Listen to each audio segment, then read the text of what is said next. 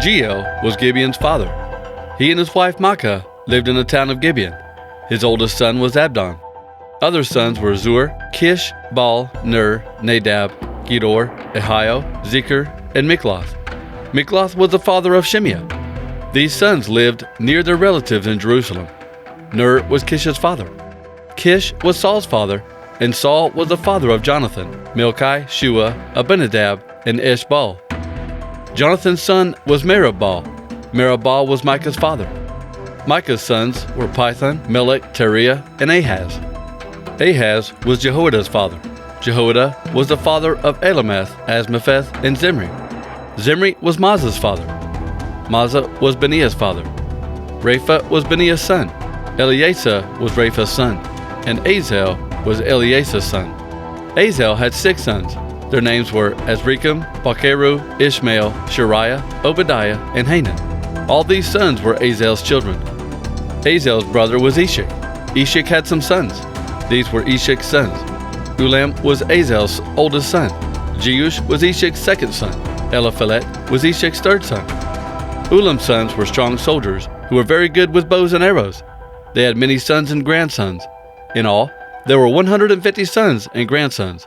All these men were descendants of Benjamin. King Nebuchadnezzar sent this letter to the many nations and language groups living around the world. Greetings. I am very happy to tell you about the miracles and wonderful things that the Most High God did for me. God has done amazing miracles. He has done powerful miracles. His kingdom continues forever. His rule will continue for all generations. I, Nebuchadnezzar, was at my palace. I was happy and successful. I had a dream that made me afraid. I was lying on my bed, and I saw pictures and visions in my mind. These things made me very afraid. So I gave an order that all the wise men of Babylon be brought to me to tell me what my dream meant. When the men of magic and the Chaldeans came, I told them about the dream, but they could not tell me what it meant. Finally, Daniel came to me. I gave Daniel the name Belteshazzar to honor my God. The spirit of the holy gods is in him. I told him about my dream. I said, Belteshazzar, you are the most important of all the men of magic. I know that the spirit of the holy gods is in you.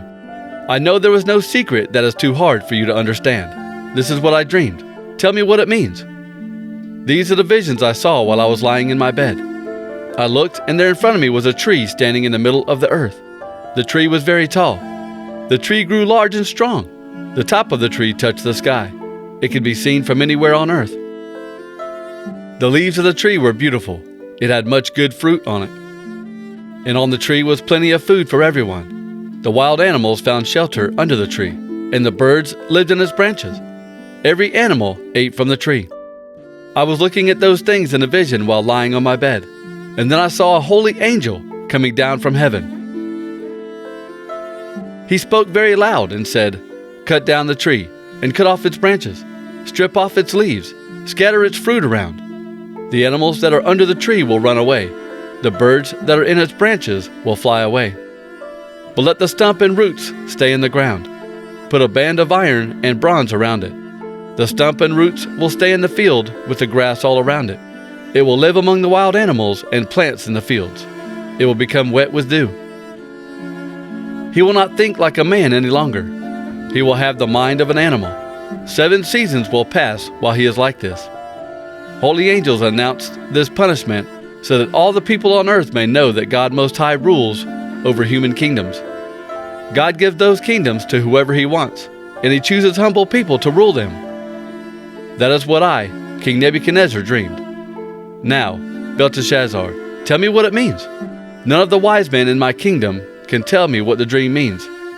But Belteshazzar, you can interpret the dream because the spirit of the holy gods is in you. Then Daniel, also called Belteshazzar, became very quiet for a while. What he was thinking bothered him. So the king said, Belteshazzar, don't let the dream or its meaning make you afraid. Then Belteshazzar answered the king, My lord, I wish the dream were about your enemies, and I wish the meaning of the dream were about those against you. You saw a tree in your dream. The tree grew large and strong. Its top touched the sky, and it could be seen from all over the earth. Its leaves were beautiful, and it had plenty of fruit. The fruit gave plenty of food for everyone. It was a home for the wild animals, and its branches were nesting places for the birds. You saw that tree. King, you are that tree. You have become great and powerful. You are like the tall tree that touched the sky. Your power reaches to the far parts of the earth. King, you saw a holy angel coming down from heaven. He said, "Cut the tree down and destroy it. Put a band of iron and bronze around the stump, and leave the stump and its roots in the ground. Leave it in the grass in the field. It will become wet with dew. He will live like a wild animal. 7 seasons will pass while he is like this." King, this is the meaning of that dream. God Most High has commanded these things to happen to my lord the king. King Nebuchadnezzar, you will be forced to go away from people. You will live among the wild animals. You will eat grass like cattle, and you will become wet with dew. 7 seasons will pass, and then you will learn this lesson. You will learn God Most High rules over human kingdoms and gives them to whoever he wants. The command to leave the stump of the tree and its roots in the ground means this: your kingdom will be given back to you. This will happen when you learn that Most High God rules your kingdom. So, King, please accept my advice. Stop sinning and do what is right. Stop doing bad things and be kind to poor people. Then you might continue to be successful. All these things happened to King Nebuchadnezzar. 12 months after the dream, King Nebuchadnezzar was walking on the roof of his palace in Babylon. While on the roof, the king said, "Look at Babylon! I built this great city. It is my palace. I built this great place by my power. I built this place to show how great I am." The words were still in his mouth when a voice came from heaven. The voice said, "King Nebuchadnezzar, these things will happen to you. Your power as king has been taken away from you. You will be forced to go away from the people. You will live with the wild animals and eat grass like an ox. 7 seasons will pass before you learn your lesson. Then you will learn that God Most High rules over human kingdoms and gives them to whoever he wants." These things happened immediately. Nebuchadnezzar was forced to go away from people. He began eating grass like an ox. He became wet from dew. His hair grew long like the feathers of an eagle, and his nails grew long like the claws of a bird. Then at the end of that time, I, Nebuchadnezzar, looked up toward heaven, and I was in my right mind again. Then I gave praise to God Most High. I gave honor and glory to him who lives forever. God rules forever. His kingdom continues for all generations. People on earth are not really important. God does what he wants with the powers of heaven and the people on earth. No one can stop his powerful hand or question what he does. At that time, God gave me my right mind again, and he gave back my great honor and power as king. My advisors and the royal people began to ask my advice again. I became the king again, even greater and more powerful than before. Now I, Nebuchadnezzar, give praise, honor, and glory to the King of heaven. Everything he does is right. He is always fair, and he is able to make proud people humble. In the 25th year, after we were taken away into captivity, at the beginning of the year, on the 10th day of the month, the Lord's power came on me. This was 14 years after the Babylonians took Jerusalem. On that day, the Lord took me there in a vision. In a vision, God carried me to the land of Israel. He put me down near a very high mountain. On the mountain, in front of me was a building that looked like a city. He took me to that place. There was a man there who looked like polished bronze. He had a cloth tape measure and a measuring rod in his hand. He was standing by the gate. The man said to me, "Son of man, use your eyes and ears. Look at these things and listen to me. Pay attention to everything that I show you, because you have been brought here so that I can show you these things. You must tell the family of Israel all that you see." I saw a wall that went all the way around the outside of the temple. In the man's hand, there was a ruler for measuring things. It was 6 cubits long, using the long measurement. So the man measured the thickness of the wall. It was 1 ruler thick. He measured the height of the wall, and it was 1 ruler tall. Then the man went to the east gate. He walked up its steps and measured the opening for the gate. It was 1 ruler wide. The guard rooms were 1 ruler long and 1 ruler wide. The walls between the rooms were 5 cubits thick. The opening by the porch at the end of the gateway that faced the temple was also 1 ruler wide. Then he measured the porch. It was 8 cubits long. He measured the walls on either side of the gate. Each side wall was 2 cubits wide. The porch was at the end of the gateway that faced the temple. There were 3 little guard rooms on each side of the gateway. All these rooms and their side walls measured the same. The man measured the entrance to the gateway. It was 10 cubits wide and 13 cubits long. There was a low wall in front of each room. That wall was 1 cubit tall and 1 cubit thick. The rooms were square. Each wall was 6 cubits long.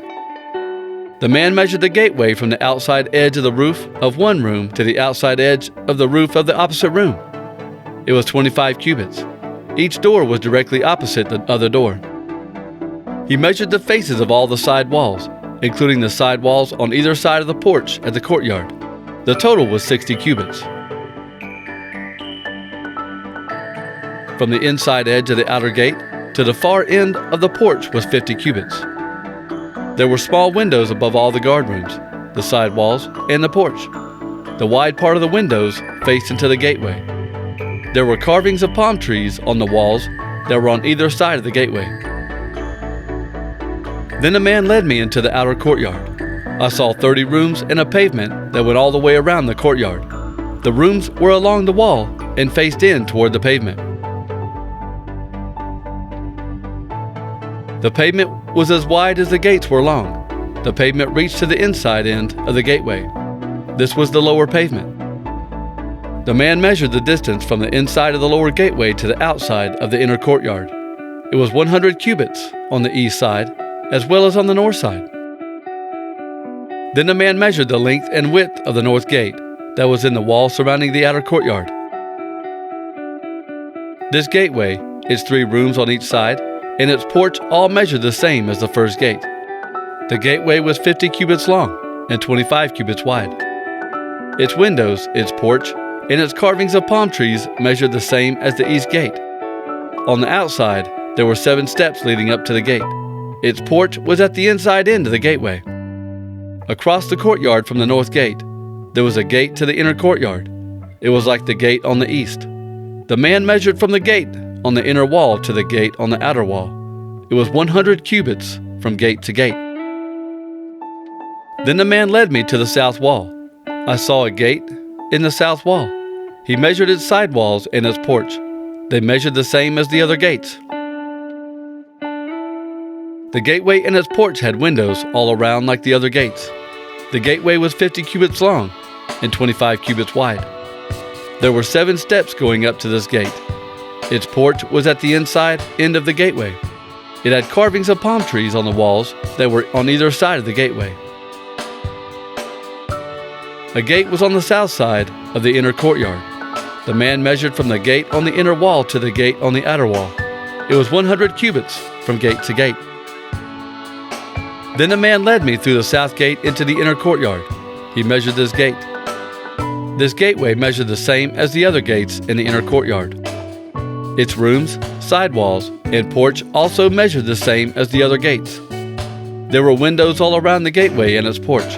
The gateway was 50 cubits long and 25 cubits wide.